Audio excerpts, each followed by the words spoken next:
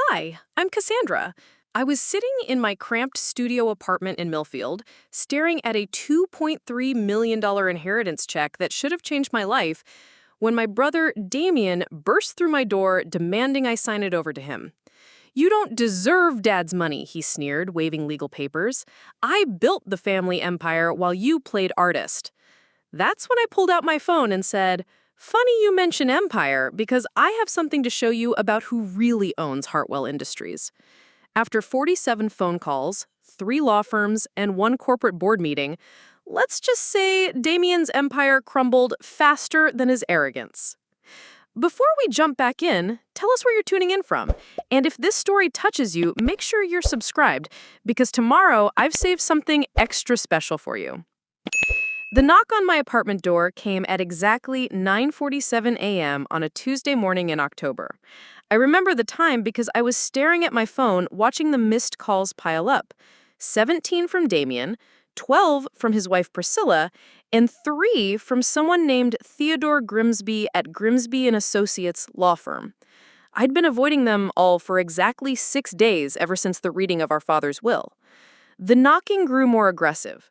Through the peephole, I could see Damien's perfectly styled hair and his custom-tailored charcoal suit, the kind that cost more than most people's monthly rent. Behind him stood a man I didn't recognize, clutching a leather briefcase like it contained state secrets. Priscilla hovered nearby, her blonde highlights catching the hallway light as she checked her Rolex impatiently. I opened the door just wide enough to lean against the frame. "Morning, brother." Damien's jaw was already clenched, a vein pulsing in his temple the way it used to when we were kids and I'd beat him at chess. "You need to talk, Cassie, now." "About?" "Don't play dumb. You know exactly why we're here."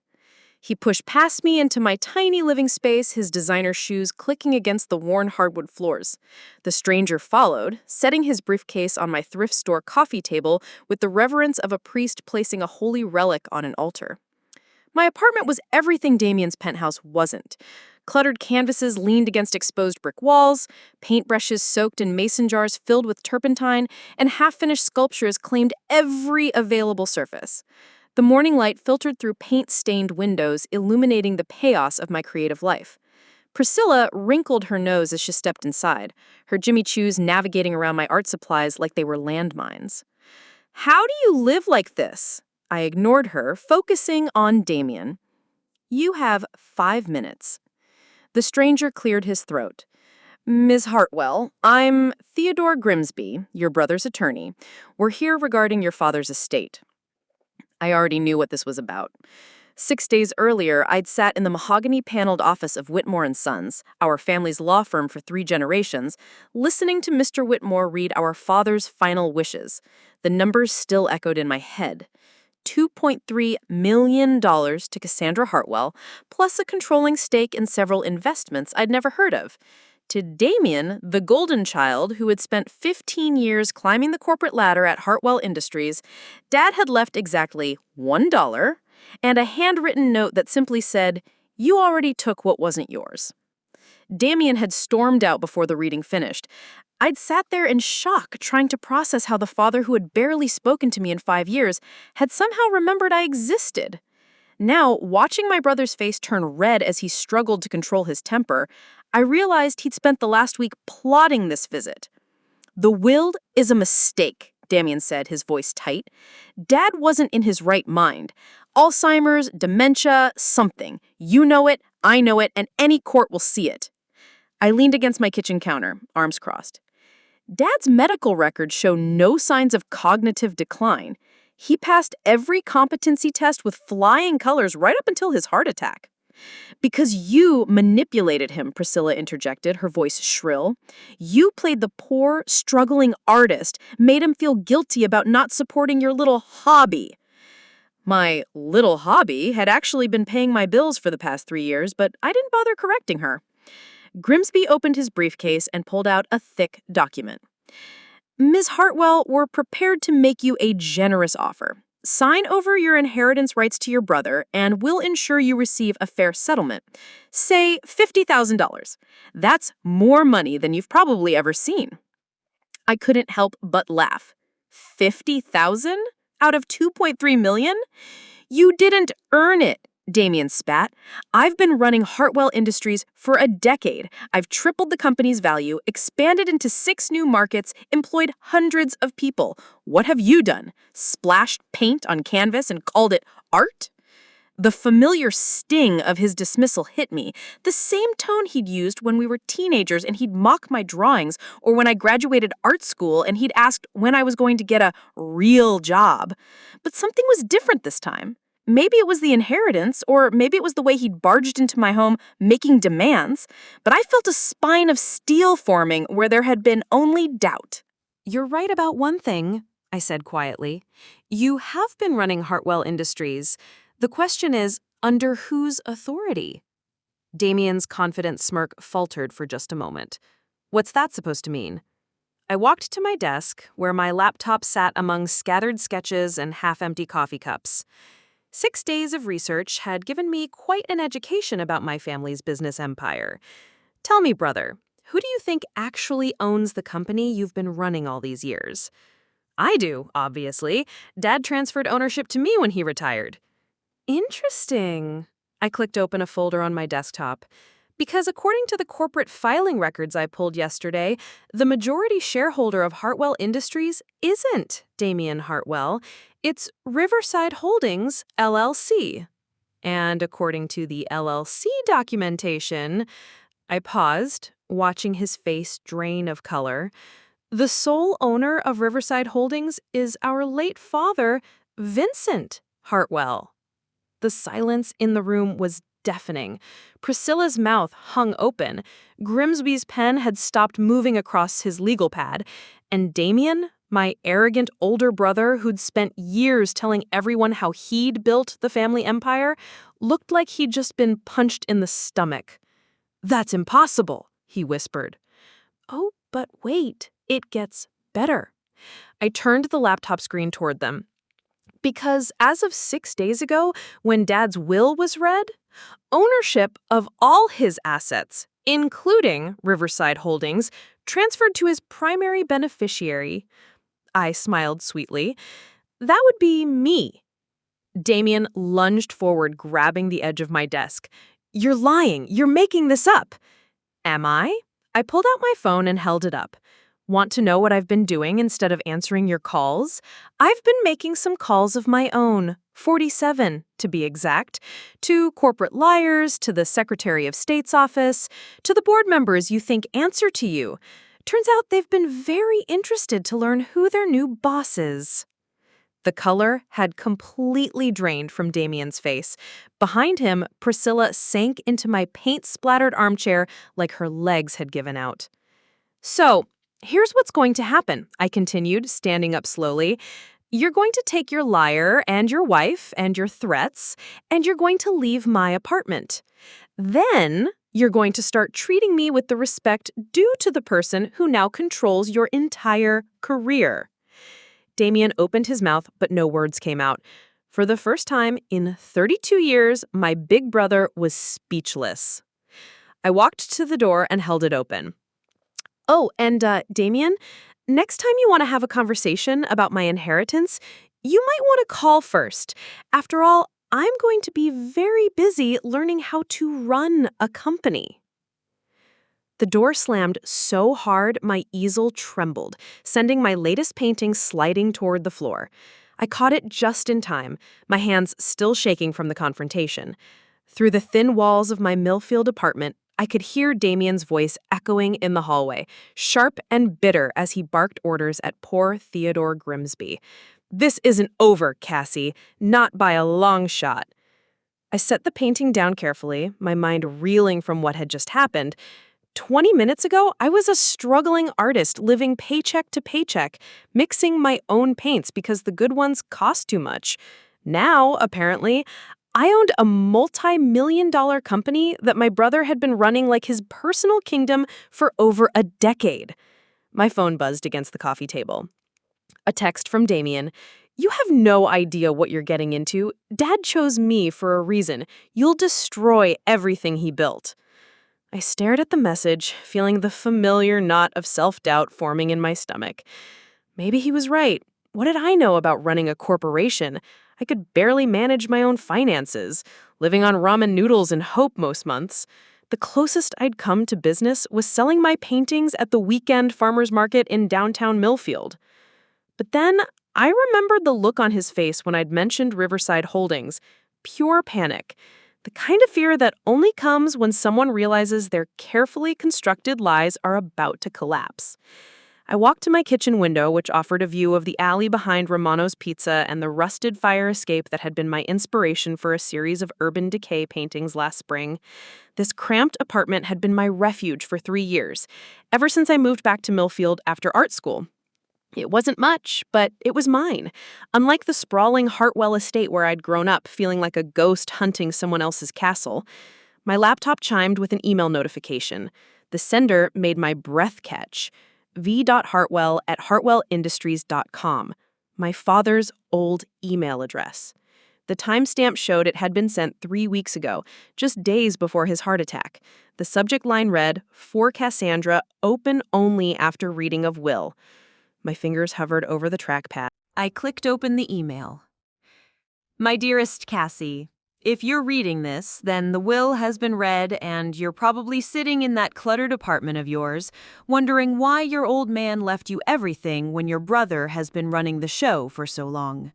The truth is, I've been watching both of you more carefully than either of you realized. Damien thinks he built Hartwell Industries into what it is today, and in many ways, he has. He's brilliant, driven, and ruthless when he needs to be. But he's also been stealing from the company for years. It started small, expense accounts that didn't quite add up, consulting fees paid to shell companies that traced back to his personal accounts. By the time I discovered the extent of it, he'd siphoned off nearly $800,000. I confronted him 2 years ago, and he promised to pay it back. Instead, he got more creative with his theft. I kept detailed records, Cassie. Everything is documented. Bank transfers, forged signatures, inflated contracts. I kept hoping he would come clean, that the son I raised would show some integrity. But greed had already consumed him. You, on the other hand, have never asked me for anything, not when you struggled through art school, not when you were evicted from your first apartment, not even when I know you were eating cereal for dinner because you'd spent your last $20 on canvas and paint.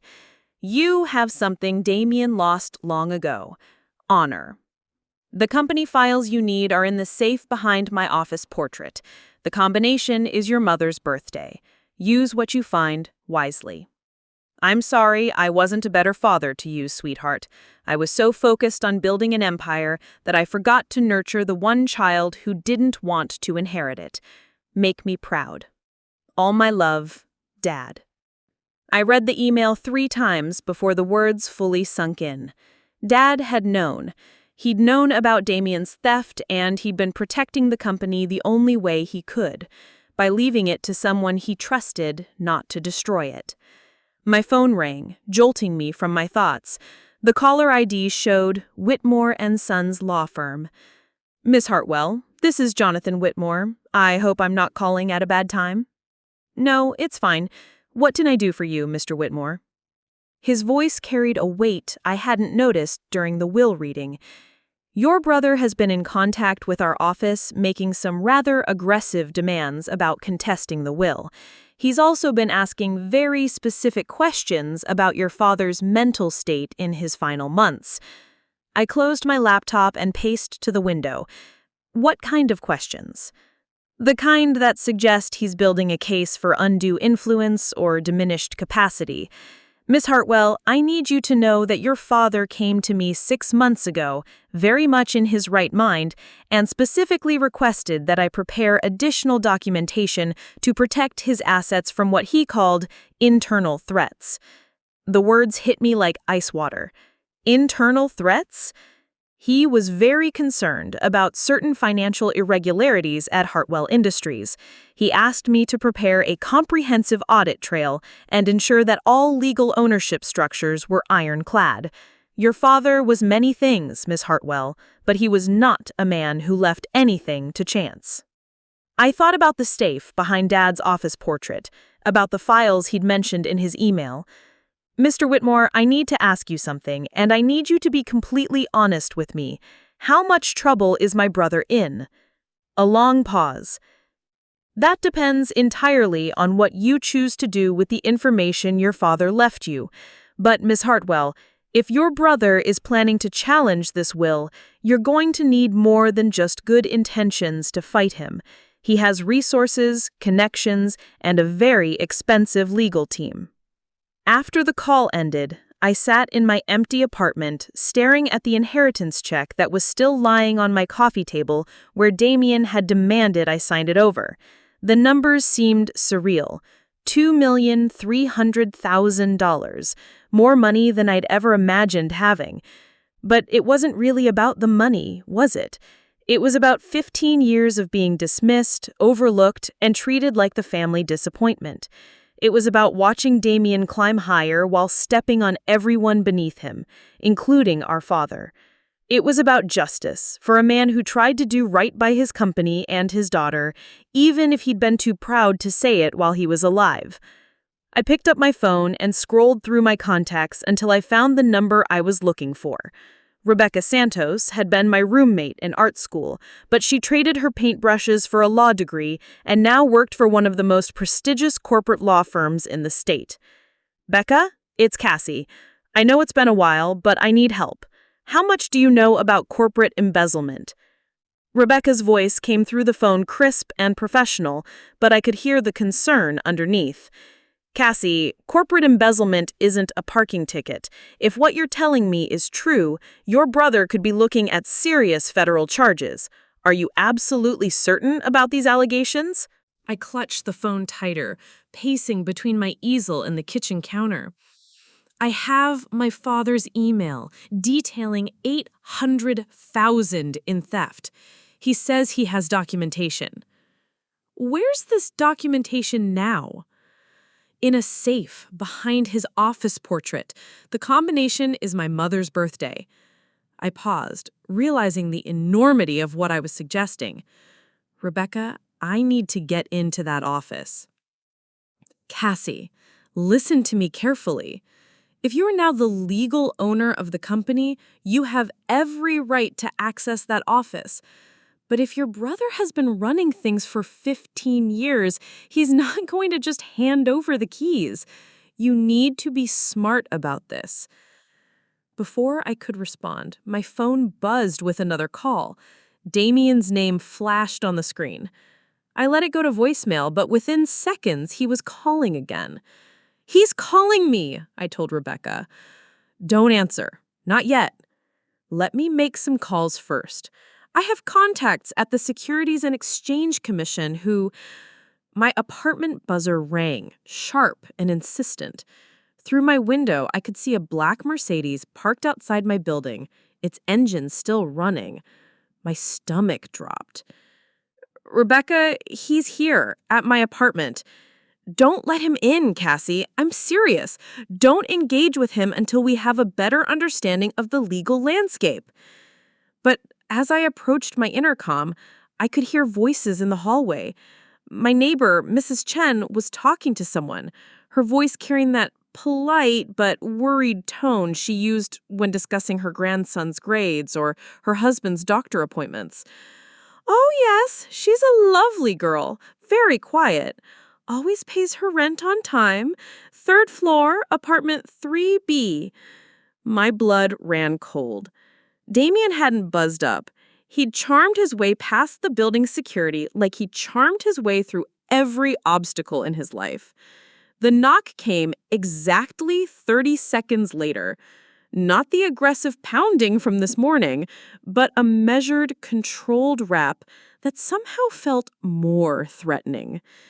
"Rebecca, I have to go." "Cassie, don't!" I hung up and approached the door, my heart hammering against my ribs. Through the peephole, I could see Damien standing alone, but his posture was different now. Gone was the morning's barely controlled rage. This was the version of my brother I remembered from board meetings I'd occasionally witnessed as a teenager. Cold, calculating, and utterly in control. I opened the door, but kept the chain latch engaged. "What do you want, Damien?" His smile was razor thin. "To talk, like adults. We talked this morning." "No, this morning I let my emotions get the better of me. That was unprofessional."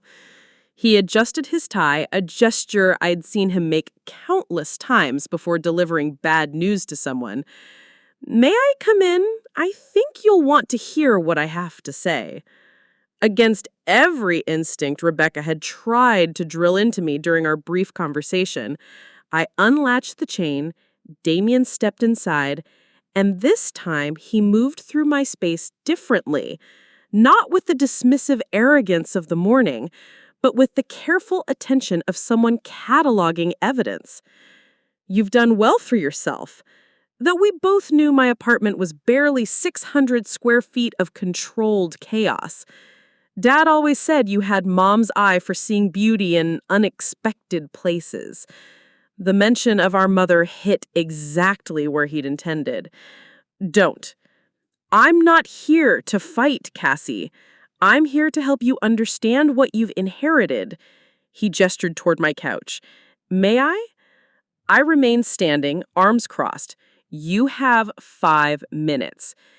Damien sat down carefully, smoothing his pants legs with the precision of someone accustomed to being photographed. "Do you know what Hartwell Industries' annual revenue was last year?" "I assume you're going to tell me." $47 million.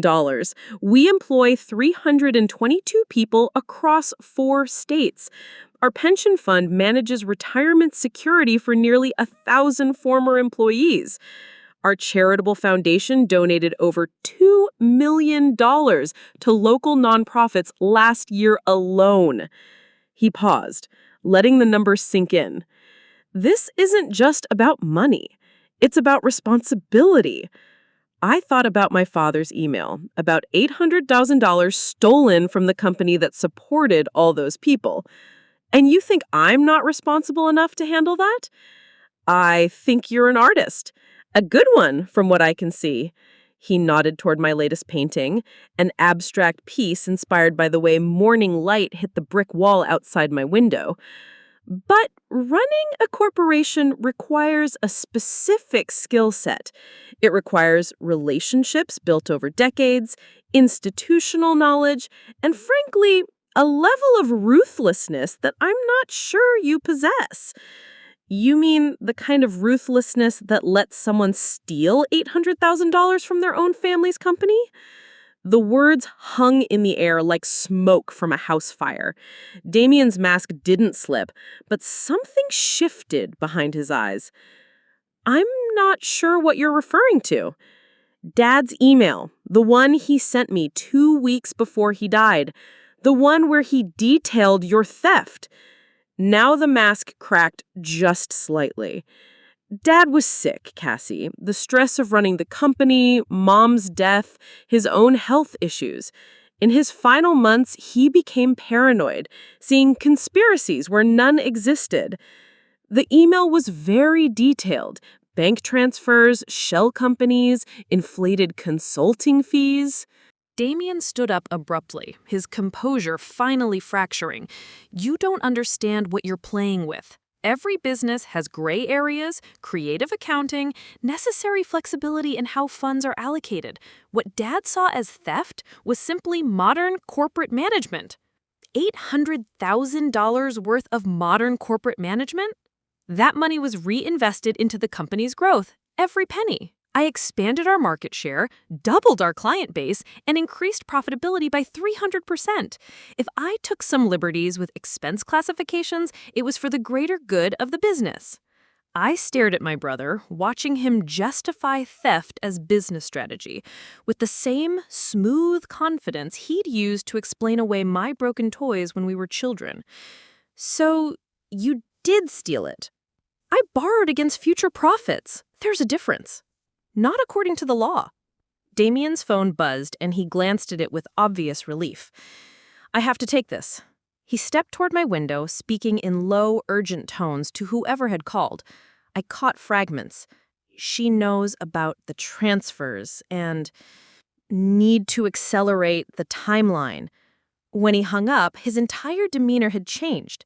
The polished corporate executive was gone, replaced by something rawer and more desperate. Cassie, I'm going to be very clear with you. You can sign over your inheritance, take a generous settlement, and go back to your art. Or you can try to run a company you know nothing about and watch it collapse under your inexperience, taking 300 jobs and a dozen charitable programs down with it. That sounds like a threat. It's a reality check. You think Dad left you the company because he trusted you? He left it to you because he wanted to punish me. But punishment shouldn't come at the expense of innocent people who depend on Hartwell Industries for their livelihoods. My phone buzzed with a text message. I glanced down and saw it was from Rebecca. Don't sign anything. I've reached out to contacts at the SEC. There may be an ongoing investigation. Damien must have seen something in my expression because his voice suddenly turned harder. Who have you been talking to, Cassie? What? Who else knows about Dad's accusations? The shift in his tone sent ice through my veins. This wasn't my corporate executive brother anymore. This was someone cornered and dangerous. I think you should leave, I said quietly. Instead, Damien stepped closer. You have no idea what you're walking into. Dad's paranoid fantasies about my business practices are nothing compared to the real complexities of running a corporation. There are regulatory compliance issues, tax considerations, labor law complications. Make the wrong move and you could face personal liability for millions in penalties. Are you threatening me? I'm educating you. The same way I tried to educate Dad before his heart gave out from the stress of his misguided suspicions. The casual way he mentioned our father's death made my skin crawl. Get out. Sign the papers, Cassie. Take the settlement. Go back to your paintings and your simple life.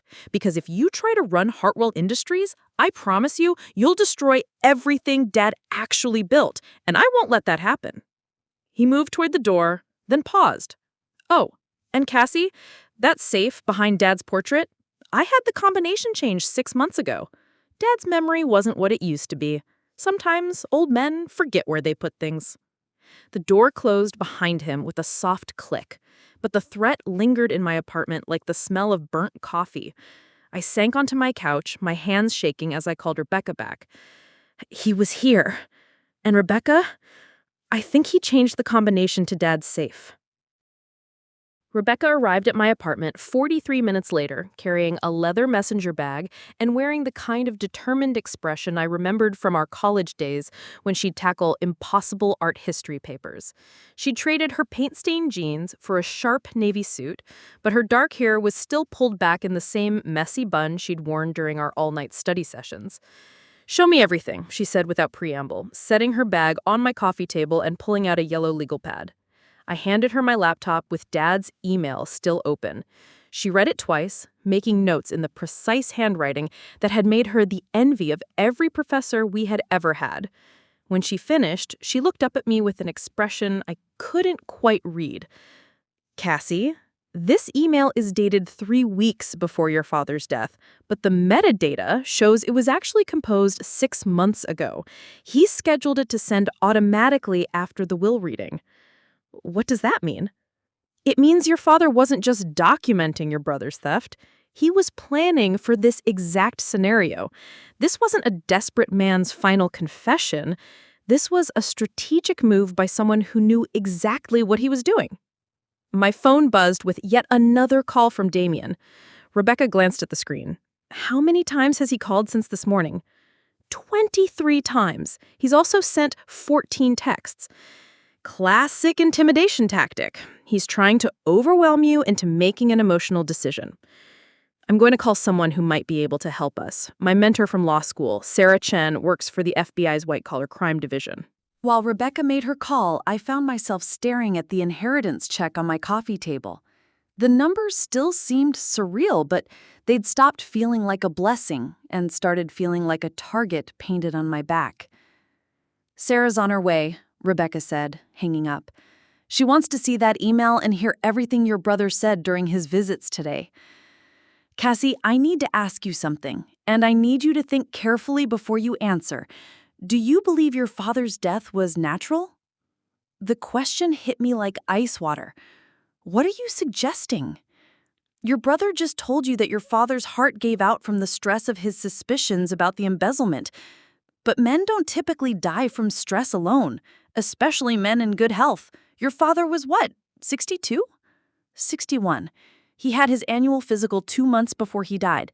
Clean bill of health except for slightly elevated cholesterol. Rebecca made another note. And he died at home? In his office at the house. Heart attack, according to the paramedics. Damien found him. I paused, remembering the funeral, how composed my brother had been while I'd sobbed into tissues. Rebecca, you're scaring me. I'm not trying to scare you, I'm trying to help you see the full picture. Your father suspected embezzlement, documented it, and then died suddenly before he could act on it. Your brother has been running the company like he owns it, but he doesn't. And now he's desperate to get you to sign away your inheritance? My apartment buzzer rang, sharp and insistent. Rebecca checked her watch. That's Sarah. I'll buzz her up. FBI Special Agent Sarah Chen was nothing like I'd expected. She was petite, probably in her early 40s, wearing jeans and a Georgetown University sweatshirt.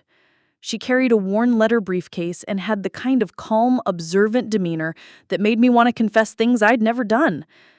Miss Hartwell, she said, shaking my hand. Rebecca tells me you've had an interesting day. That's one way to put it. Sarah sat on my couch and opened her briefcase, pulling out a small digital recorder. I hope you don't mind, but I'd like to record our conversation. What you're describing sounds like it might be connected to something we've been investigating. My stomach dropped. You're already investigating Hartwell Industries? We're investigating a network of shell companies that have been moving money through various corporate entities in this region. One of those entities is called Riverside Holdings. She paused, watching my reaction. I understand you recently learned you own that company? Rebecca leaned forward. How long have you been watching Hartwell Industries? About 8 months. We received an anonymous tip that led us to look into several suspicious financial transactions, large sums being moved between accounts, consulting fees being paid to non-existent companies, that sort of thing. I felt dizzy. The anonymous tip, was it from my father? Sarah's expression didn't change, but something flickered in her eyes. I can't comment on the source of our tips, but I can tell you that we've been building a case against several individuals involved in this network. Your brother's name has come up in our investigation. How deep is he in? Deep enough that, if our suspicions are correct, he's looking at federal charges for wire fraud, money laundering, and possibly conspiracy. We're talking about potentially decades in prison. The room felt like it was spinning. 8 months. The FBI had been watching my brother for 8 months, and he'd been calling me paranoid and dad mentally incompetent? There's something else, Sarah continued. Rebecca mentioned that your brother claimed he changed the combination to your father's safe. We'd be very interested in seeing what's in that safe. But if he changed the combination... Miss Hartwell, you're the legal owner of that property now. You have every right to hire a locksmith to open that safe. In fact, I'd recommend you do it sooner rather than later. My phone rang again. Damien's name flashed on the screen for the 24th time that day. Answer it. Put it on speaker, but don't tell him about our conversation. I swiped to accept the call, my hand trembling slightly. Hello, Damien? Cassie, thank God. I've been trying to reach you for hours. We need to meet tonight. Why? Because there are things happening that you don't understand. People are asking questions about the company, about Dad's finances. If you don't sign those papers soon, we're both going to be in serious trouble. Sarah was taking notes rapidly, signaling for me to keep him talking. What kind of people? Government people, auditors. They're saying there are irregularities in our tax filings, discrepancies in our corporate structure. Cassie, they're talking about freezing company assets pending an investigation. I looked at Sarah, who nodded encouragingly. When did this start? Today, this afternoon, right after our conversation at your apartment. Cassie, I think someone's been feeding information to federal investigators. Someone with access to internal company documents. Who would do that? I don't know, but whoever it is, they're trying to destroy everything Dad built. And if they succeed, your inheritance won't be worth the paper it's printed on. Sarah held up a note. Ask about the safe. Damien, about Dad's safe? I need to get into it. Silence on the other end for several seconds. When he spoke again, his voice was barely above a whisper. Why? There might be documents that could help us figure out who's been leaking information. The safe is empty, Cassie. I cleaned it out months ago for security reasons. Everything important is in the company's main vault downtown. Sarah wrote another note. He's lying. Maybe I should come look anyway. For my own peace of mind. That's not a good idea. The house is being watched. My blood ran cold. Watched by whom? I think it's federal agents. Cassie, I'm starting to think Dad didn't die of natural causes. The words hung in the air like smoke from an explosion. Sarah's pen had stopped moving entirely. What are you saying? I whispered. I'm saying that maybe someone killed him to stop him from exposing something bigger than just embezzlement. And now they're coming after the rest of us. Sarah was shaking her head vigorously, mouthing the word no. Damien, that's crazy. Is it? Think about it, Cassie. Dad was healthy. He had his physical 2 months before he died, remember? Clean bill of health. Then suddenly he has a massive heart attack in his office alone, with no witnesses except me? You found him. I found him because I went to the house to confront him about these paranoid accusations he'd been making. But what if I wasn't the first person there that night? What if someone else visited him before I arrived? Sarah was writing furiously now, and I could see anger building in her expression. Damien, you need to stop talking like this. You're scaring me. I'm scared too. That's why we need to work together. Sign the papers, let me handle the federal investigation, and maybe we can both get through this without ending up like Dad. The line went dead. I stared at the phone, my hand shaking. Sarah closed her notebook and looked at me with the kind of expression doctors probably used when delivering terminal diagnoses. Ms. Hartwell, your brother just confessed to finding your father's body and implied that someone murdered him, then threatened you with the same fate if you don't sign over your inheritance. Rebecca reached over and squeezed my hand. Cassie, we need to get you somewhere safe. Tonight. But he's my brother. No, Sarah said, standing up and reaching for her phone. He's a suspected federal criminal who just threatened the key witness in our investigation, and if what he said about your father is true, he might also be a murderer. Sarah drove us through the rain-slicked streets of Millfield in an unmarked sedan that smelled like coffee and determination. Rebecca sat in the passenger seat clutching a manila folder containing copies of every document we had managed to gather in the past 6 hours. I huddled in the back watching the familiar landmarks of my neighborhood blur past through water-streaked windows. Where exactly are we going? I asked for the third time. Safe house, Sarah replied, taking a left turn that led away from downtown. Bureau maintains a few discreet locations for witness protection situations. Nothing fancy, but it's secure and clean. The safe house turned out to be a modest 2-bedroom ranch in the suburbs, the kind of place that disappeared into the landscape of middle-class anonymity. Sarah unlocked the front door with a key from a lockbox hidden behind the porch light, and we filed inside to find furniture that looked like it had been selected by someone who'd never met the concept of personal taste. Make yourselves comfortable, Sarah said, setting her briefcase on the dining room table. We've got work to do. While Rebecca made coffee in the tiny kitchen, Sarah spread documents across the table like she was laying out pieces of a jigsaw puzzle. Bank statements, corporate filings, email printouts, and photocopies of checks created a paper landscape of financial crime. Your father was methodical, Sarah said, organizing the papers into neat stacks. These records go back 7 years. Every suspicious transaction, every questionable transfer, every fake consulting fee. He documented everything. I picked up a bank statement from 3 years ago, scanning the highlighted entries. How did you get all of this? Your father mailed copies to our field office 6 months before he died, along with a letter explaining what he'd discovered and requesting federal protection for both himself and his daughter. The coffee mug Rebecca handed me nearly slipped from my fingers. He requested protection for me? He was worried that if something happened to him, you'd be the next target. According to his letter, he believed your brother had become aware of his investigation and was becoming increasingly volatile. Rebecca sat down across from me with her own coffee steaming in the cool air of the safe house. What did the FBI do with his request? We opened an investigation, but federal protection requires an imminent threat. Your father was alive, seemingly healthy, and the evidence was complex enough that we needed time to build a comprehensive case. Sarah's expression darkened. 3 weeks later, he was dead.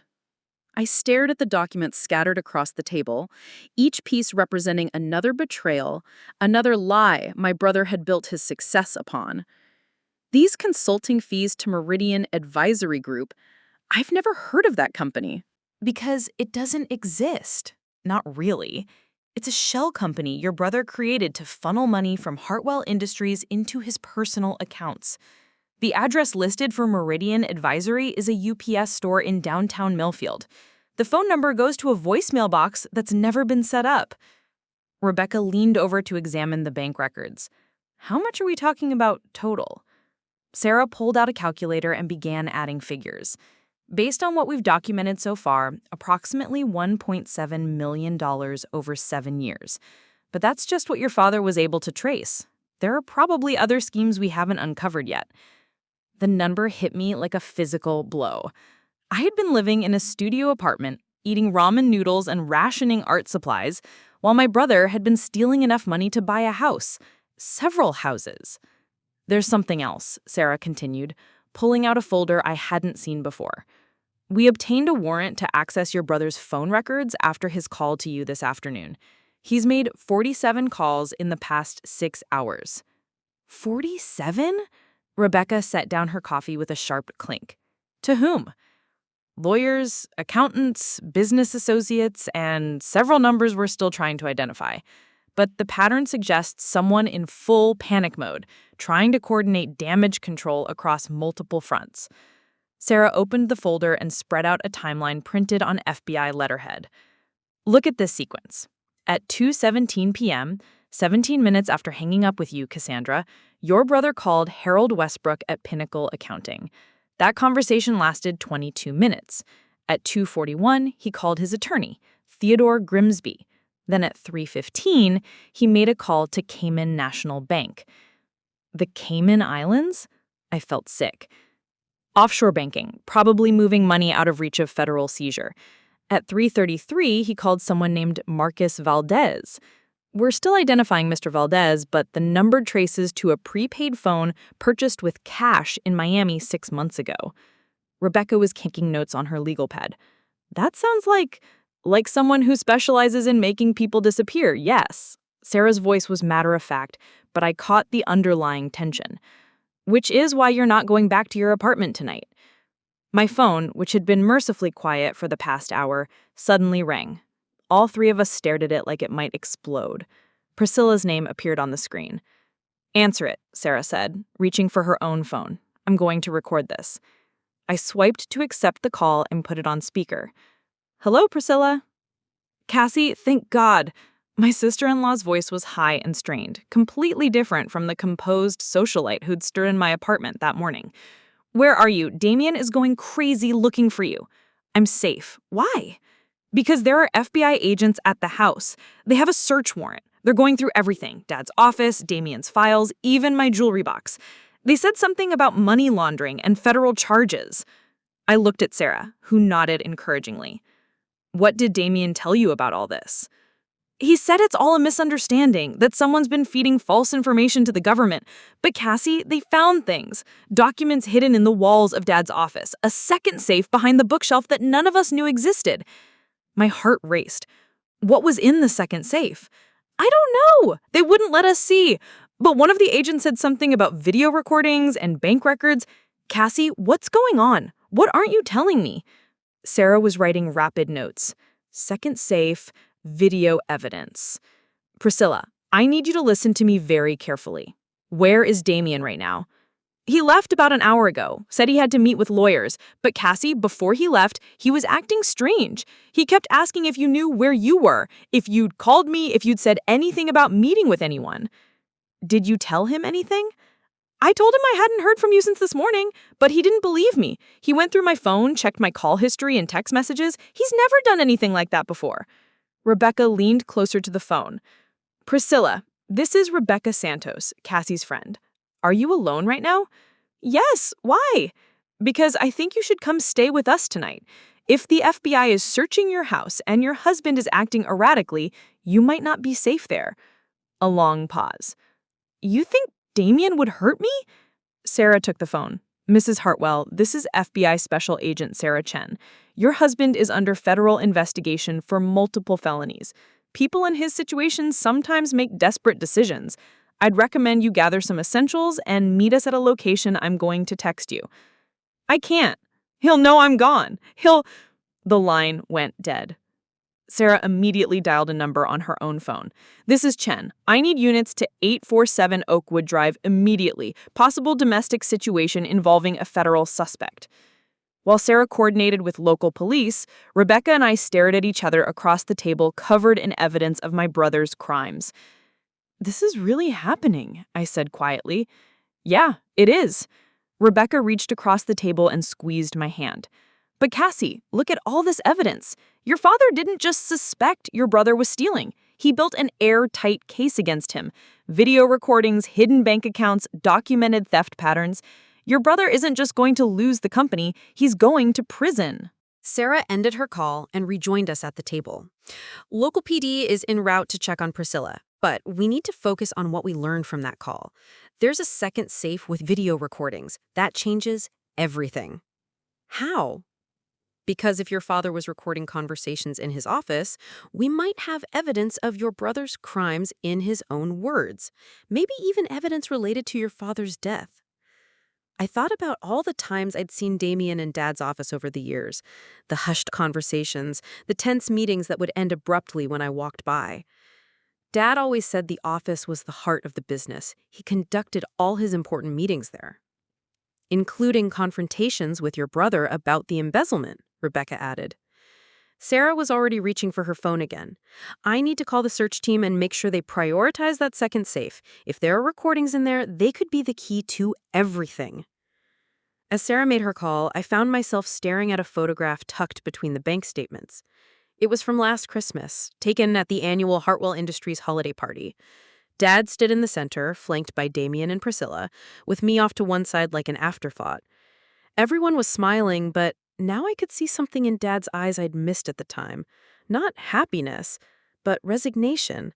The look of a man who'd already made a decision he knew would destroy his family. The search team found it, Sarah announced, hanging up her phone. The second safe contained 3 external hard drives, 17 DVDs, and a file labeled for federal investigation only. They're bringing everything to our lab for analysis. Rebecca set down her coffee cup with shaking hands. How long will it take to review everything? With a case this serious, they'll work through the night. We should have preliminary findings by morning. My phone buzzed with a text from an unknown number. Your brother's actions have consequences. Some people don't forgive debts. Stop looking for answers you won't like finding. Sarah looked at the message and immediately began typing on her own phone. That's it. You're both staying here tonight under protective custody. This just became a whole lot more dangerous. The safe house kitchen smelled like burnt coffee and tension by 3 a.m. Sarah sat at the dining table surrounded by 3 laptops, 2 phones, and a stack of files that had grown throughout the night as FBI analysts fed her preliminary findings from Dad's secret recordings. Rebecca had claimed the couch, her legal pad filled with notes and strategy points, while I paced between the kitchen and living room, too wired to sleep. The lab finished processing the first hard drive, Sarah announced, adjusting her reading glasses as she scrolled through an email. Your father recorded over 300 hours of conversations in his office over the past 2 years, including 17 separate meetings with your brother where embezzlement was discussed directly. I stopped pacing. What did Damien say in those recordings? everything we need for a conviction. Admissions of guilt, descriptions of money laundering techniques, even bragging about how easy it was to fool the company's board of directors. Sarah clicked through several audio files on her laptop. But there's something else. 3 recordings from the week before your father died where your brother threatened him directly. Rebecca looked up from her legal pad. What kind of threats? Let me play you a segment from the conversation on October 15th, 6 days before your father's death. Sarah adjusted the volume on her laptop. Static filled the room, followed by the sound of a door opening and closing. My father's voice came through the speakers, tired but firm. Damien, we need to talk about Meridian Advisory and the other shell companies you've created. Then Damien's voice sharp with anger. I don't know what you're talking about. I have bank records, son. I know about the $1.7 million you've stolen from the company over the past 7 years. I know about the fake consulting fees, the inflated contracts, the money you've moved to offshore accounts. A long pause, then Damien's voice, colder than I'd ever heard it. Those are serious accusations, Dad. The kind that could destroy a family. The kind that could send you to prison. Or the kind that could give an old man a heart attack from stress. Sarah paused the recording. The threat hung in the air like smoke from a house fire. There are 2 more conversations like this, Sarah continued, each one escalating in intensity. In the final recording, from October 20th, your brother explicitly told your father that old men with weak hearts shouldn't stress themselves with unfounded accusations. I sink into a kitchen chair, my legs suddenly unable to support my weight. He killed him. We can't prove that yet, but we have enough evidence to arrest your brother for embezzlement, wire fraud, money laundering, and conspiracy. The threats could also support charges of intimidation and possibly attempted murder, depending on what the coroner's report shows. Rebecca had been quiet throughout the recording, but now she looked up with the expression she used to wear when solving particularly difficult legal puzzles. Sarah, you said Damien made 47 calls yesterday. Have you identified all the recipients? Most of them. And that's where things get really interesting. Sarah pulled up a new file on her laptop. 12 calls to various lawyers and accountants, probably trying to establish legal defenses. 8 calls to bank representatives, likely moving money. But 15 calls went to people we're still investigating, including multiple calls to that Miami number associated with Marcus Valdez. Who is Marcus Valdez? Someone who helps wealthy criminals disappear when they're facing federal charges. New identities, offshore bank accounts, safe passage to non-extradition countries. The FBI has been tracking his network for 3 years. I felt the room spinning around me. You think Damien is planning to run? I think your brother realized yesterday that his world was collapsing and started making arrangements to disappear before we could arrest him. But here's the problem. People like Marcus Valdez don't work for free, and they don't accept payment plans. If your brother wants to vanish, he needs immediate access to significant cash. Rebecca's pen had stopped moving. How much cash are we talking about? Typically, $2 to $3 million minimum for a complete identity package and safe relocation. The number hit me like ice water. My inheritance. Exactly. Your $2.3 million inheritance is probably the only liquid asset your brother can access quickly enough to fund his escape, which means he's going to become increasingly desperate to get you to sign those papers. Sarah's phone buzzed with an incoming call. She glanced at the screen and frowned. This is Agent Martinez from the surveillance team watching your brother's house. She answered on speaker. Martinez, what do you have? Chen, we've got a problem. The subject left his residence at 2:47 a.m. carrying 2 large suitcases and a duffel bag. He loaded them into a black SUV we haven't seen before and drove to the airport. My stomach dropped. He's running. Not yet, Martinez continued. He's at the private aviation terminal. Looks like he's waiting for someone or something. But Chen, there's more. We ran the plates on the SUV. It's registered to Meridian Advisory Group. Sarah was already typing rapidly on her laptop. He's using the shell company's assets. Martinez, how many people are with him? Just him and the driver of the SUV. But Chen, The driver matches the description of Marcus Valdez from the Miami warrant. Rebecca and I looked at each other. If Damien was meeting with someone who specialized in making criminals disappear, we were running out of time. Martinez, maintain surveillance, but do not engage. We're moving to intercept. Sarah closed her laptop and started gathering files. Cassandra, Rebecca, you're staying here with Agent Foster. This is about to become very dangerous. Wait, I said, standing up. If you arrest him now, won't that alert whoever else is involved in this network? Sarah paused in her packing. What do you mean? I mean, Damien didn't steal $1.7 million in a vacuum. He had help. Accountants who looked the other way, bank officials who processed suspicious transfers, maybe even board members who approved fake contracts. If you arrest him at the airport, all those people disappear before you can build cases against them. Rebecca's pen had stopped moving. Cassie's right. This is bigger than just Damien. If you want to dismantle the entire network, you need to let him think he's still in control. Sarah stared at us for a long moment. What are you suggesting? Let me call him, I said. Tell him I'm ready to sign the papers, but only if he meets me somewhere public, somewhere you can control the situation. Make him think he's won. Absolutely not. It's too dangerous. But it's the only way to get him to reveal his full network. If he thinks he's about to get the money he needs to disappear, he'll contact everyone involved to coordinate the final phase of whatever plan they've constructed. Sarah's phone buzzed with another call from Martinez. Chin, the subject just made 3 calls. We're monitoring but can't hear the content from this distance. Wait, he's getting out of the SUV and walking toward a private jet.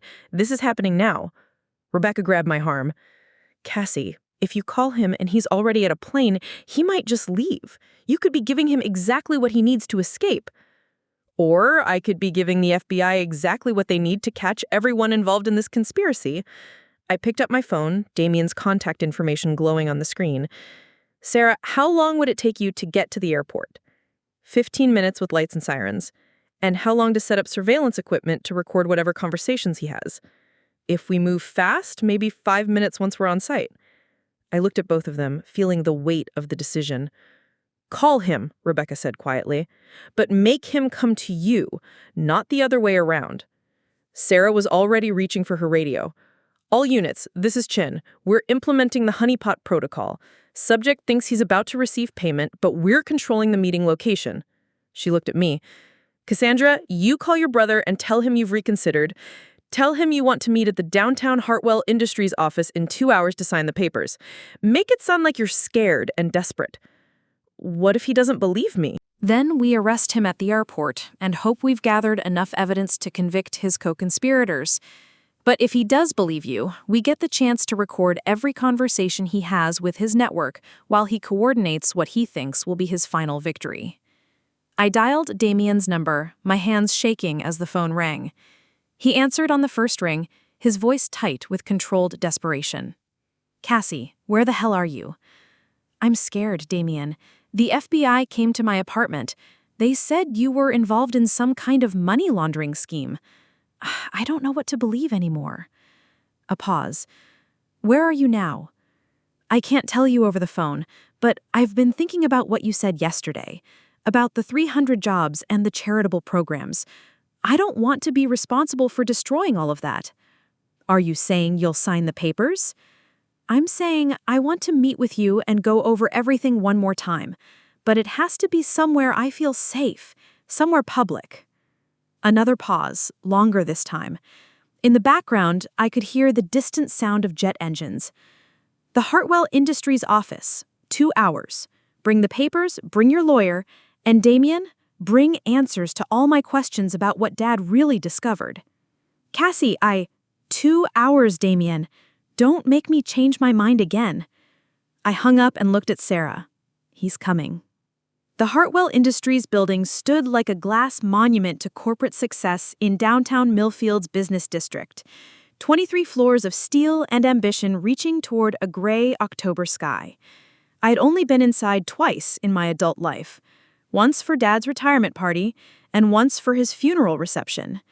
Now I was walking through the marble lobby at 6 a.m. with FBI agents disguised as security guards and enough recording equipment hidden in my purse to document a confession that could send my brother to prison for decades.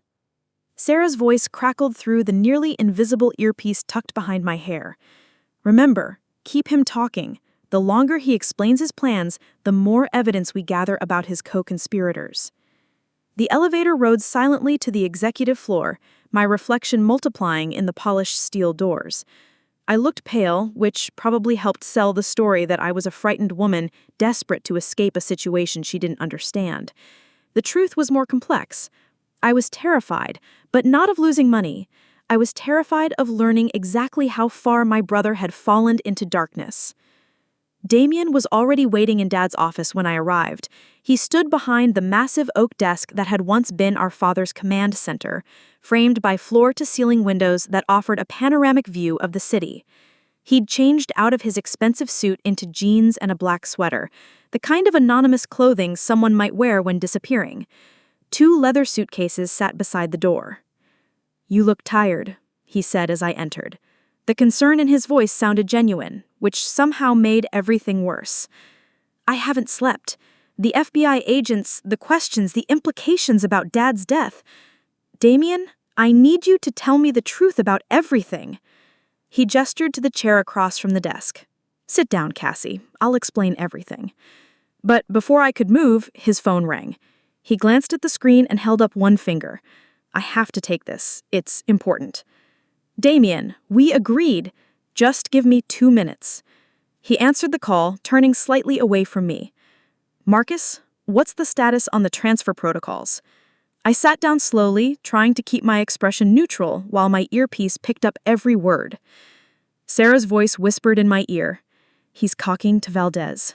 Keep recording." Damien continued. "The Cayman account is ready, and the documentation for the new identity. Good. Yes, she'll sign. She's scared and out of her depth.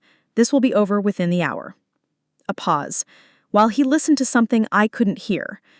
"What do you mean by complications with the cleanup crew?" Damien's voice sharpened. "I paid them specifically to ensure there wouldn't be complications." My blood turned to ice water. "Cleanup crew?" "No, absolutely not. We stick to the original plan. Once the funds are transferred, you handle the loose ends exactly as we discussed. I don't care if it's her brother. Blood doesn't buy loyalty when federal prison is the alternative." He was talking about killing me. My own brother was planning my murder. Sarah's voice in my ear was urgent but controlled. "Cassie, stay calm. We have everything we need. Units are moving into position." Damien ended the call and turned back to me with a smile that looked almost normal. "Sorry about that. Business complications." "What kind of business requires cleanup crews?" The question slipped out before I could stop it. His smile faltered for just a moment. "What?" "I heard you mention a cleanup crew. That's an odd term for corporate consultation." Damien studied my face with the calculating expression I remembered from our childhood chess games. "You're more observant than I gave you credit for." Dad always said I got Mom's intuition. Dad said a lot of things in his final months. Not all of them were coherent. Damien opened his desk drawer and pulled out a thick manila envelope. "The papers are all here, Cassie. Sign them, take your settlement money, and forget everything you think you heard or saw yesterday." I didn't move toward the envelope. "How much did you really steal, Damien?" "I didn't steal anything. I reinvested company profits into growth opportunities." $1.7 million in growth opportunities that happened to flow into your personal accounts? His expression hardened. "Who told you that number?" "The FBI. They've been investigating you for 8 months. Did you know that?" Damien was quiet for a long moment, studying me with an intensity that made my skin crawl. "What else did the FBI tell you?" "That Dad contacted them before he died, that he'd been documenting your theft for years, that he requested federal protection because he was afraid of what you might do when he confronted you. Dad was paranoid in his final months, stress-induced dementia, probably brought on by the pressure of running a company he was no longer mentally equipped to handle." The recording equipment in his office suggests otherwise. The words hung in the air like a loaded gun. Damien's face went completely white. What recording equipment? The hidden cameras, the audio systems, the backup drives the FBI found in his secret safe. Dad recorded everything, Damien, including your threats against his life. Damien sank into Dad's chair, the fight going out of him like air from a punctured tire. How much do they have? Enough to convict you of embezzlement, wire fraud, money laundering, and conspiracy. Maybe enough to charge you with Dad's murder. His phone rang again. This time he let it go to voicemail, but it immediately started ringing again. Answer it, I said. I want to hear what your cleanup crew has to say. Damien stared at the phone for 3 rings before picking up. What? Even from across the desk, I could hear the angry voice on the other end. Federal agents surrounding the building. You said this was secure. You said... Calm down, Marcus. We knew this was a possibility. Possibility? There are snipers on the roof of the building across the street. This isn't a possibility. This is a disaster. Damien looked at me with an expression I'd never seen before. Not anger, not calculation, but something approaching respect. She played us. Who played us? My sister. The struggling artist who can barely balance her checkbook just orchestrated a federal sting operation. I stood up slowly, my hands surprisingly steady. Dad taught me more than just chess strategy. Damien's phone rang again. This time the caller ID showed Priscilla. Don't answer it, I said. Why not? Because your wife is probably sitting in an FBI field office right now, answering questions about your offshore bank accounts and your relationship with Marcus Valdez. The agents who raided your house last night found more than just Dad's recordings. Damien set the phone down without answering. What do you want, Cassie? I want you to tell me why. Why steal from Dad's company? Why threaten his life? Why plan to kill your own sister? Because I built this empire while you played with paintbrushes. Because I sacrificed everything for this company while you chased artistic dreams that would never pay your rent. Because Dad chose you over me, and that was unforgivable. So you killed him. I didn't kill him. I just stopped pretending to care whether he lived or died. The office door opened, and Sarah walked in with 2 other agents. Damien Hartwell, you're under arrest for wire fraud, money laundering, conspiracy to commit murder, and violation of federal racketeering statutes. As the handcuffs clicked around my brother's wrists, he looked at me one last time. You have no idea what you've inherited, Cassie. This company has enemies you don't even know exist. The people I was working with don't forgive betrayal. Then I guess I'll have to be stronger than you were. Sarah was reading him his rights, but Damien kept talking. The Meridian network extends far beyond what you've discovered. Shell companies in 12 countries, money laundering operations in 6 states, and people who kill for a living. You think this ends with my arrest? I think it ends with justice being served. He laughed, a sound completely devoid of humor. Justice? You're about to inherit a war, little sister, and you don't even know who you're fighting. As they led him toward the elevator, his phone buzzed one final time. Sarah picked it up and glanced at the screen. Text message from an unknown number. Package delivered, awaiting further instructions. Cassie, I think your brother was right about one thing. This is far from over. The federal courthouse in downtown Millfield buzzed with an energy I'd never experienced. News vans lined the street, their satellite dishes reaching toward an overcast November sky like mechanical flowers seeking sun. Inside, the marble corridors echoed with the sharp clicks of reporters' heels and the hushed conversations of lawyers carrying briefcases thick with evidence. I walked through the media gauntlet with Rebecca at my side and Sarah close behind, trying to ignore the shouted questions and camera flashes. Miss Hartwell, how does it feel to expose your own brother? Will you be taking control of Hartwell Industries? Is it true the FBI found evidence of murder? The courtroom itself was smaller than I'd expected, but packed with more people than seemed possible. Federal prosecutors occupied one table, their documents organized with military precision. Damien sat at the defense table in an orange jumpsuit, flanked by 2 public defenders who looked like they'd rather be anywhere else. His expensive legal team had abandoned him once the federal racketeering charges were filed. Priscilla sat in the gallery, her designer clothes replaced by a simple black dress. She'd been granted immunity in exchange for testimony about Damien's financial activities, including the offshore accounts she'd helped him establish. When our eyes met, she looked away quickly. Judge Patricia Hendricks called the court to order with a gavel that sounded like a gunshot in the enclosed space. She was a woman in her 60s with steel gray hair and the kind of penetrating stare that probably made seasoned attorneys reconsider their career choices. We're here today for the sentencing of Damien Marcus Hartwell, who has pleaded guilty to 17 counts of wire fraud, 8 counts of money laundering, conspiracy to commit murder, and violation of federal racketeering statutes. Her voice carried to every corner of the courtroom.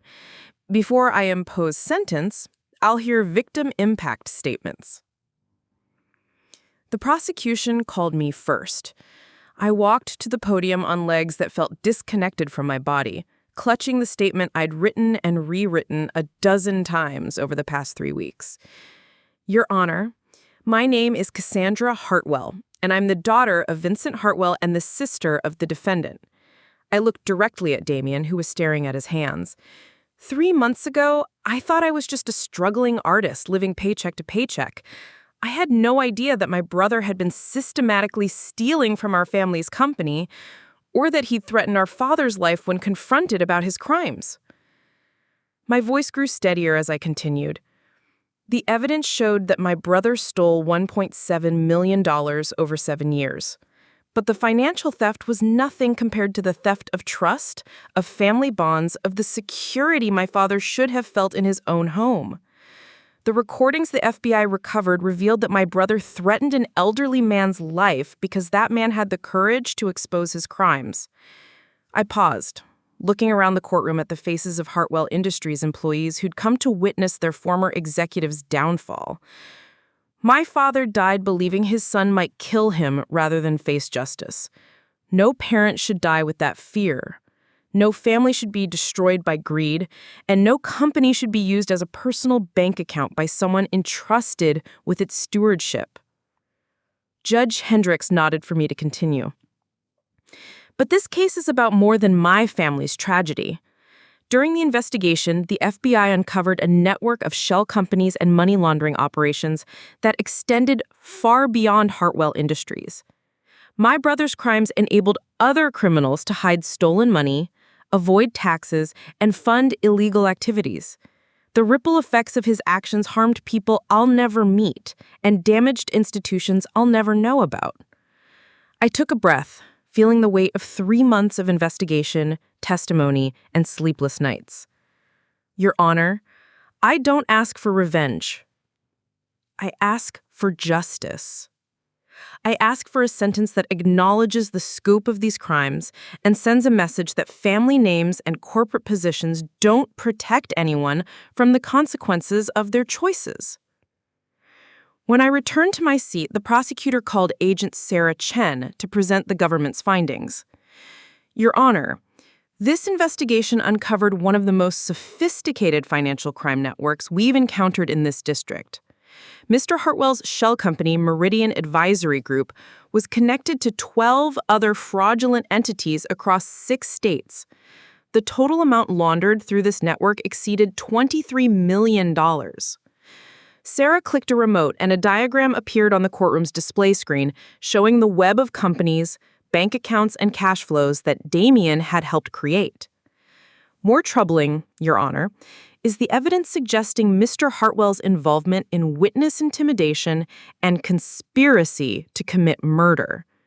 Phone records show he contacted Marcus Valdez, a known associate of organized crime figures, and discussed cleanup protocols for dealing with his sister's interference in his escape plans. The display changed to show a timeline of phone calls made in the hours after Damien learned about the federal investigation. Mr. Hartwell made 47 calls in a 6-hour period, coordinating with lawyers, accountants, money launderers, and ultimately with individuals who specialize in eliminating witnesses. Had this operation not been intercepted, we believe Miss Hartwell would have been murdered to prevent her testimony. A murmur ran through the courtroom. Judge Hendricks called for order. The defendant's cooperation with federal authorities has been minimal. He provided information about lower-level participants in the money laundering network, but he has refused to identify the senior figures who organized this conspiracy. This lack of cooperation, combined with the severity of his crimes and the threat he posed to witnesses, supports the government's recommendation for the maximum sentence allowed under federal guidelines. Judge Hendricks called for a brief recess. As court officials shuffled papers and attorneys whispered among themselves, I found myself staring at my brother. 3 months ago, he'd been the successful executive, the family golden child, the man who had built an empire. Now he looked like what he'd always been under the expensive suits and corporate confidence, a frightened person who'd made terrible choices and run out of places to hide from the consequences. When court reconvened, Judge Hendricks addressed Damien directly. Mr. Hartwell, you've pleaded guilty to crimes that strike at the heart of our financial system and our faith in family bonds. You stole from a company your father built, threatened an elderly man's life, and conspired to murder your own sister to cover your tracks. Damien stood, his public defender beside him. Your crimes weren't committed in a moment of desperation or poor judgment. They were systematic, calculated, and continued over years, despite multiple opportunities to make different choices. When confronted by your father, you chose threats over honesty. When investigated by federal authorities, you chose escape over accountability.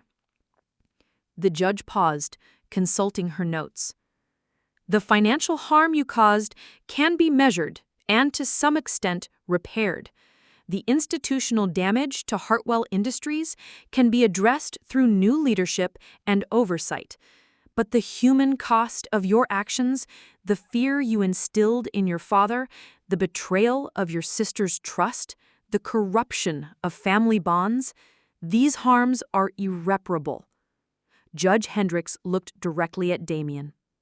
Under federal sentencing guidelines, considering the scope of your crimes, your lack of cooperation with authorities, and the danger you posed to witnesses, I sentence you to 25 years in federal prison without possibility of parole for 15 years. The gavel came down with finality that echoed through the silent courtroom. As federal marshals led Damien away, he turned to look at me one last time. His mouth moved, but I couldn't hear what he said over the sudden eruption of conversations and camera clicks. It might have been, "I'm sorry," or it might have been, "This isn't over." Given everything that had happened, either was equally possible. Rebecca squeezed my hand as we stood to leave. "How do you feel?" I watched my brother disappear through the door that led to federal custody, to years in a concrete cell where his expensive suits and corporate charm would mean nothing. Like justice was served, I said, but also like this is just the beginning. Sarah appeared at my elbow as we moved toward the exit. "Speaking of beginnings, we need to talk about your security situation. The investigation into Damien's criminal network is ongoing. Some of his associates are still at large, and they might view you as a threat." We stepped into the courthouse lobby where reporters waited with cameras and microphones. Through the glass doors, I could see protesters holding signs reading, "Corporate crime has consequences," and "Justice for working families."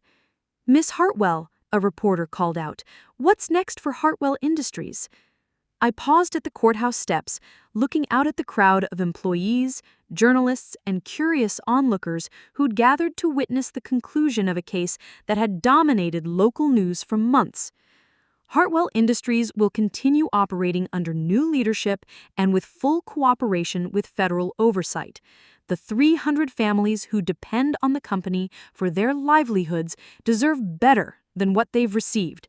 They deserve transparency, honesty, and leadership that puts the company's mission ahead of personal greed. Will you be taking over as CEO?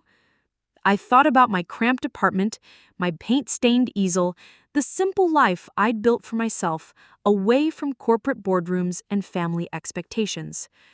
I'll be taking whatever role best serves the company and its employees. But first, we're going to make sure that what happened to my family never happens to another family again. 6 months later, I stood in the lobby of the Riverside Heights County Courthouse, holding a check for $3.2 million. James Morrison had just emerged from the final settlement conference with the smile that told me everything I needed to know before he even spoke. "Rose, we did it," he said, his voice filled with the satisfaction that comes from a hard-fought victory. The county agreed to the full settlement amount, plus legal fees, plus a formal apology for the 1952 land seizure. The legal battle had been swifter than anyone expected. Once the archival evidence from the Historical Society was combined with the documentation James's team had uncovered, the county's legal position had crumbled rapidly. The current county commissioners, eager to avoid the political scandal of a prolonged court case about historical corruption, had opted for a generous settlement rather than risk a public trial. "What happens now?" I asked, though I already knew the answer. James and I had discussed this moment many times over the past months. "Now you decide what you want to do with your life," he said simply. "You have the financial security to live however and wherever you choose." As we walked out of the courthouse together, I reflected on how dramatically everything had changed since that morning when Camille had thrown my photographs into the trash.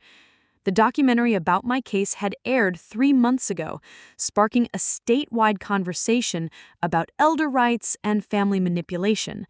I'd received hundreds of letters from other elderly people who had faced similar situations, and several had successfully used my story as a template for asserting their own independence. Dr. Chen had been right about the historical significance of the case. The documentary had won a regional Emmy Award, and the Historical Society was now developing a permanent exhibition about property rights and government corruption that would feature my family's story prominently. But the most significant change had been in my relationship with Oliver. 2 weeks after the documentary aired, he had appeared at my hotel room with divorce papers in his hand and tears in his eyes. "Mom, I filed for divorce from Camille yesterday," he had said, his voice heavy with regret. "I can't live with someone who would treat you the way she did, and I can't forgive myself for going along with it." The divorce had been finalized just last month. Camille had moved back to her parents' house in the neighboring town of Millbrook, taking with her the modern furniture and abstract art that had briefly replaced my family heirlooms. Oliver had remained in the Victorian house, slowly working to restore it to the warm family home it had been before Camille's renovations. "Rose!" I heard a familiar voice calling across the courthouse lobby. Oliver was hurrying toward us, having driven from his office the moment James called with news of the settlement. "Mom, congratulations!" he said, embracing me with genuine warmth. "I'm so proud of you for fighting this battle and winning." The relationship between Oliver and me was still healing, but it was healing. He had spent the past 6 months learning to see me as an independent person rather than a burden to be managed, and I had slowly learned to trust that his change of heart was genuine rather than motivated by the prospect of inheriting money. "Oliver, I want you to know that this settlement doesn't change what I told you before," I said as we walked toward the parking garage. "I'm not planning to live in the house again. It's yours, just as we always planned." "Mom, after everything that's happened, are you sure you don't want to come home? I've been working to put everything back the way it was before." I smiled and squeezed his arm. "That's very sweet, but I've discovered something important over these past months. I like my independence. I like being able to make my own decisions about how to spend my time without considering anyone else's needs or schedules. This was true in ways I was still discovering, Living in the Grand Hotel had shown me that I enjoyed the freedom of not being responsible for maintaining a large house. I liked having my meals prepared by someone else, having my rooms cleaned by housekeeping staff, and being able to travel or stay out late without worrying about home security. "What are you going to do?" Oliver asked. "I'm going to buy a condominium in the new Riverside Heights luxury living complex. 2 bedrooms, 2 bathrooms, a view of the river, and full concierge services. I'll be 5 minutes away from you, but I'll have my own space and my own life." We reached my car, and Oliver hesitated for a moment before speaking again. "Mom, I know I can't undo the mistakes I made, but I want you to know that I've learned something important from all of this." "What's that?" "That being someone's son doesn't give me the right to make decisions about their life, and that age doesn't automatically make someone incompetent or burdensome." It was a lesson that had cost our family dearly to learn, but I was grateful that Oliver had learned it while there was still time to rebuild our relationship. 3 weeks later, I was signing papers for my new condominium when my phone rang. The caller ID showed Camille's name, and after a moment's hesitation, I answered. "Rose, I heard about the settlement," she said, her voice carefully controlled but strained. "I wanted to call and apologize." "For which part, Camille? For throwing away irreplaceable family documents? For calling social services to report me as mentally incompetent? For trying to force me out of my home? Or for posting false information about me online?" There was a long pause. "For all of it. I was wrong about everything, and I cost our family millions of dollars because I was too arrogant to ask questions before making assumptions." "Our family?" I repeated.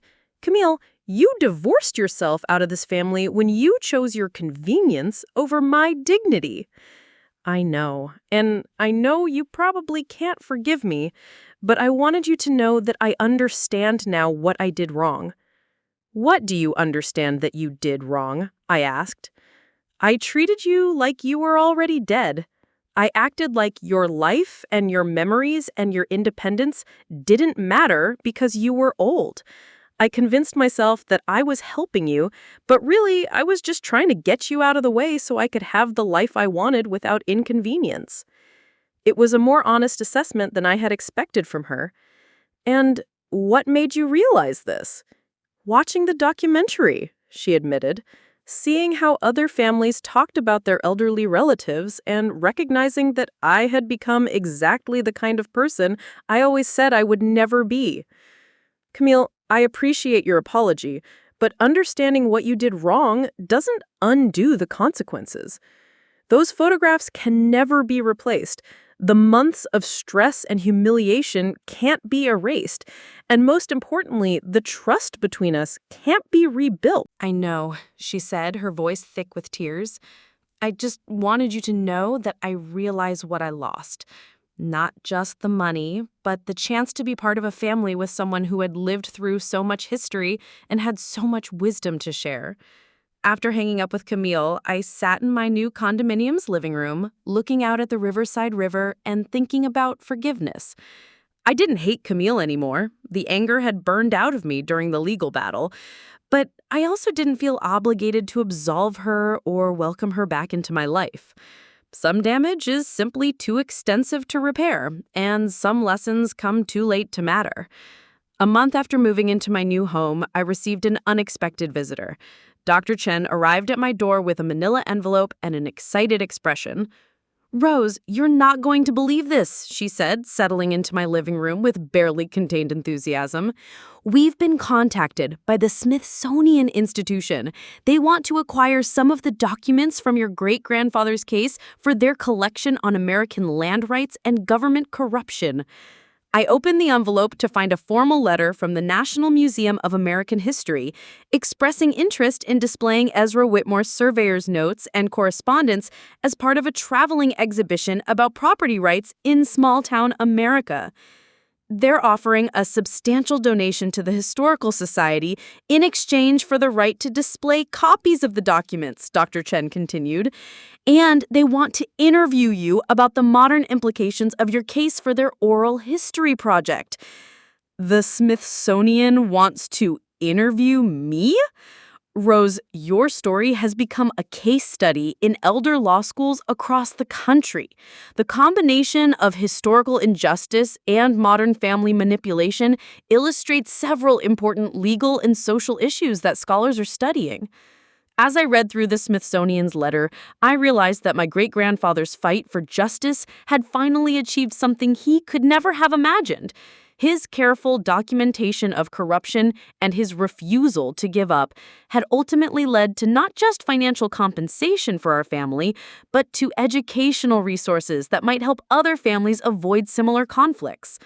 That evening, I called Oliver to tell him about the Smithsonian's interest in our family story. "Mom, that's incredible," he said. "Great-great-grandfather Ezra would be amazed to know that his surveyor's notes ended up in a national museum."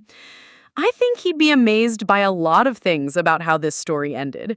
He fought his whole life for justice that he never lived to see, but in the end, his persistence paid off for his family. Do you think he would have approved of how we handled things? It was a thoughtful question from Oliver, and I considered it carefully before answering. I think he would have been disappointed by how long it took us to fight back, but proud that we eventually stood up for what was right. 6 months later, I attended the opening of the Smithsonian exhibition featuring my great-grandfather's documents. Standing in front of the display case containing his surveyor's notes and photographs of the original oak tree boundary marker, I felt a profound connection to the man who had started this fight 70 years ago. The exhibition placard read, "The Whitmore Case, How One Family's Persistence Exposed Decades of Government Corruption and Inspired Modern Elder Rights Advocacy." Next to the historical documents was a small monitor playing excerpts from my documentary interview, including the moment when I revealed my financial independence and challenged assumptions about elderly competence. A young woman with her elderly grandmother stopped next to me to read the display. "Grandma, this lady sounds like you. She didn't let people push her around just because she was older." The grandmother smiled and looked directly at me. "Sometimes it takes a long time to find your voice, but once you do, it's important to use it."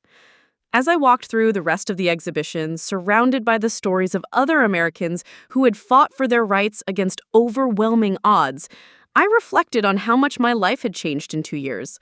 I was no longer the quiet, accommodating mother-in-law who swallowed her pride to keep peace in the family. I was Rose Whitmore, property rights advocate, documentary subject, and independent woman who had learned that age is not a disqualification from living life on your own terms. I had discovered that sometimes the most important battles are the ones fought not for what you can gain, but for who you refuse to let others force you to become. And most importantly, I had learned that it's never too late to stand up for yourself, even when everyone around you insists that your time for making decisions has passed. Camille had thought she was throwing away old junk when she discarded my photographs. Instead, she had given me the greatest gift possible, the motivation to reclaim my voice, my independence, and my right to be treated with dignity. Some treasures can only be discovered when everything else is stripped away. And sometimes, the most valuable thing you can inherit from your ancestors isn't money or property, but the stubborn refusal to give up when you know you're right.